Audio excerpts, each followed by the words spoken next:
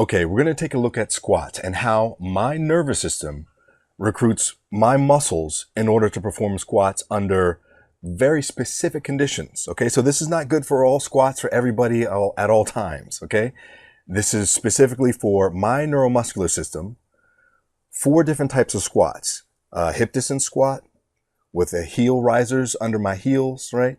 A wide stance squat. And then we're also going to look at a wide stance doing the knee valgus thing to see how that influences stuff, okay? This is also important to note that I'm doing this with a light load. This is like 135 pounds, right? So nowhere near failure, nowhere near fatigue, just seeing how the neuromuscular system orchestrates these muscles under these conditions, okay?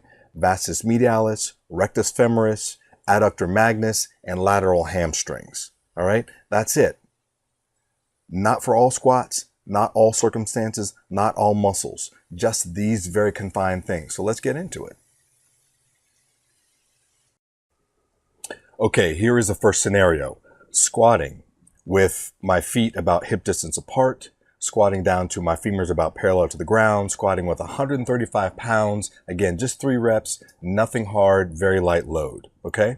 So here's what we've got. The exercise doesn't actually begin until about 12 seconds. So I'm just going to draw a line right here that just kind of marks where everything starts. And it indicates, you know, my motion going down. There's the bottom of my squat, then coming back up to the top, hang out there again. And I start to squat down again, back up, down again, and back up, okay? And holding that position, okay? So that's the bottom of the squat. This is the top of the squat, all right? Okay, so let's take a look now at what the vastus medialis, this blue trace, is doing. So right as immediately as I start to squat down, you can see that this blue line starts to trend upward, right? And it keeps going up even past the bottom, right? Even as I'm standing back up, that vastus medialis is really helping. I get to the top, right? And I'm stopped right there. Then at some point it starts to back off, but it's well after I've reached that top point again, the top of my squat. Okay. Then as I start to squat back down right about here, that VMO has backed off a lot, and it doesn't really start to pick up again until I start to approach getting to the bottom, and then it starts to turn around right there. I think it's really interesting that this VMO's activity is not specific to the down phase or the up phase, but it seems like it has this little trade-off for the whole cycle of this motion. Pretty interesting stuff, okay? You can see the same thing happening in this last section here too. As I get to the bottom, I start to get this trending upward there of that vastus medialis. Now let's take a look at the rectus femoris and what it's doing. So again, as I'm looking at this rectus femoris at the very beginning, right, where I'm starting to sit down, the rectus femoris is really backed off, and it really starts to surge right about here at the bottom. Right at the bottom is where this VMO seems to really start to kick in to get me off the bottom. And then when I get back up to the top, right about here, this VMO just drops off, right? You can see that. See how that drops off of that VMO? Cool. And then it's relatively low right here. And then again, it picks back up right when I get down to the bottom and I need to go the other way. Okay. So this VMO has a slightly different pattern for activating than the rectus femoris has a slightly different pattern of activating than that vastus medialis does. All right. Now let's look now at the adductors, at the hip adductors. Okay. So if I'm looking at this adductor magnus, check this out. Right at the beginning, it doesn't seem like there's anything special that's happening here, right? Adductor magnus is flat. Now, what is this thing about? That little guy right there? I'm going to guess that that's some sort of a correction, right? Something, maybe I wobbled a little bit one way or the other, and that was my nervous system kind of orchestrating how to get me back in the proper position. Okay. But as you can see, that seems to be anomalous because you don't have the same kind of peaks and valleys that you have with the vastus medialis or the rectus femoris as we look at the rest of the cycle. Yeah, we've got a couple little small little guys there, right? But they certainly don't seem to be synced up with the knee extensors or the hip flexors. All right. Now let's look at the lateral hamstring. Okay. This lateral hamstring, as I sit down, look at this. It starts to decrease its activity, right? As I sit down, it decreases activity. That's awesome. And then as I stand up, once I get back up to the top, then it starts to increase activity, right? So there's the top of it again, a big increase in activity. Then it drops and then it picks up that activity again, all as if it's helping to stabilize that top position. Then as I start to squat back down again, that neuromuscular activity backs off again. And then again, as I get back closer to the top, once I'm up at the top, it starts to increase that neuromuscular energy right there again, and it backs off again as I drop down. That seems to be a repeated pattern.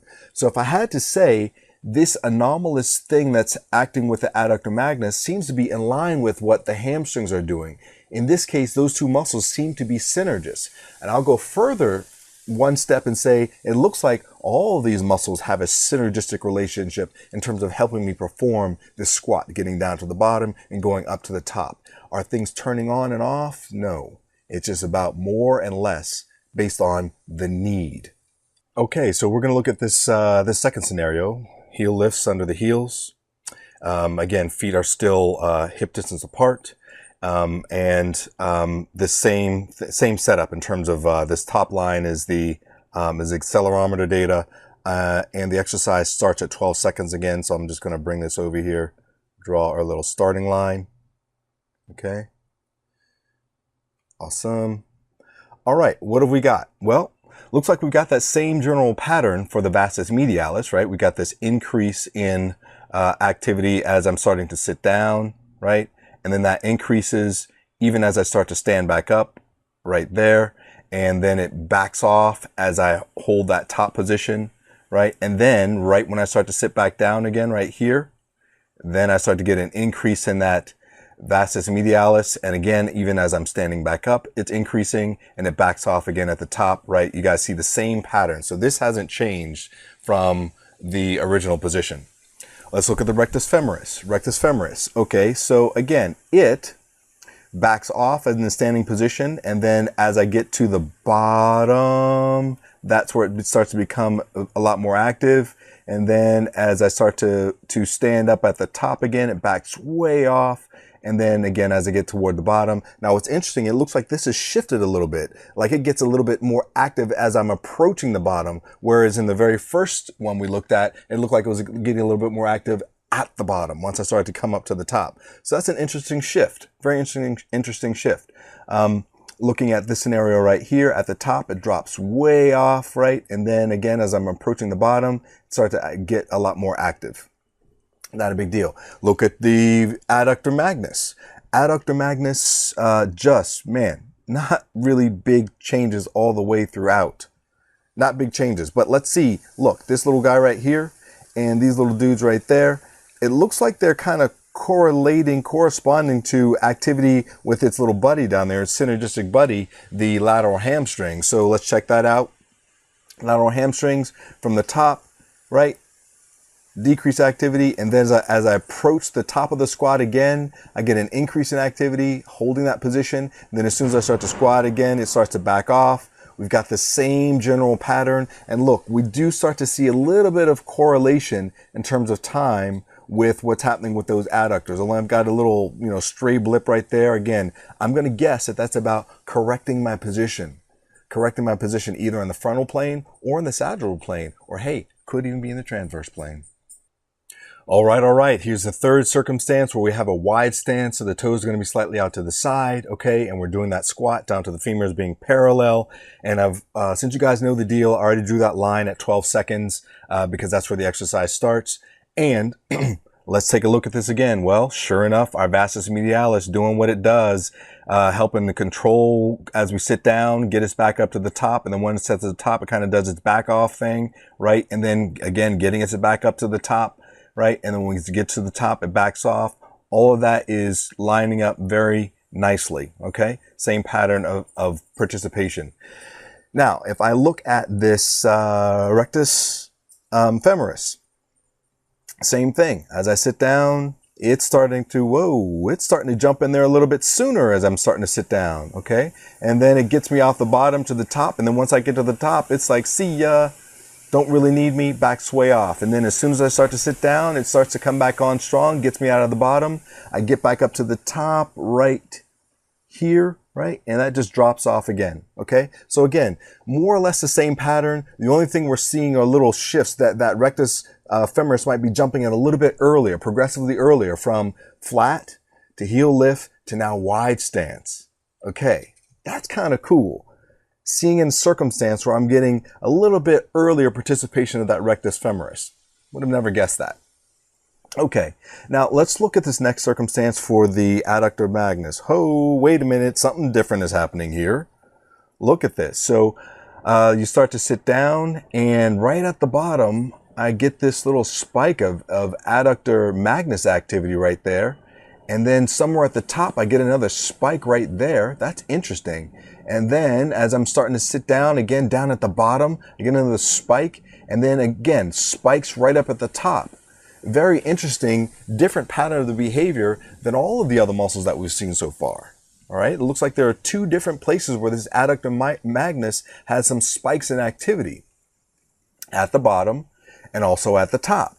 That's kind of cool in this stance, okay? And then we've got this big flat region right here where at the bottom not much is happening. And then again at that top, there it is, peaking, and it looks like it's highly correlated with the activity of these lateral hamstrings, right? They're doing their thing again at the top, just like we've seen them in each of the earlier examples, where it backs off as you're sitting down, going toward the bottom of the squat, and really looks like it starts to really come on as I'm going up toward the top of the squat. So this is a pretty cool thing that we're seeing here. We're seeing that the change in the foot position out to that wide stance actually does influence the way my nervous system recruits the adductor magnus. And it may even influence the timing of the recruitment of the rectus femoris.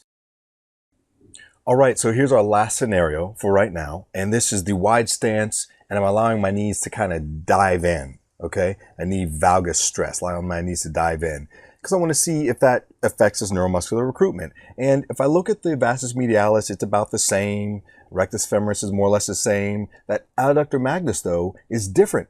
Once I start to add that knee valgus stress, it doesn't have the same peaks. It doesn't have the same range as it did when I was just doing the wide stance straight up and down, okay? It looks like it may have affected the shape of this lateral hamstring as well. Right? It doesn't have the little two-peak things that we've seen in previous examples. So just from a neuromuscular standpoint, I'm not talking about joint stress. I'm not talking about the potential for neurogenic inflammation. But just in terms of the way the nervous system behaves, it is different when we have the knee valgus strain. Okay, folks, so that's the beginning of this exploration. Obviously, we need to look at this with heavier loads, going to fatigue and going to failure. We also need to talk about a potential issue with using surface electromyography when you have people moving through ranges of motion, okay? I want to make sure that we're not misinterpreting some of the data that I'm presenting here. So we're going to start to do something called maximal voluntary isometric contractions to normalize this data so that we can actually really see if these swings in neuromuscular energy that we're seeing, to see how significant they are, okay? So hope to see you back here pretty darn soon.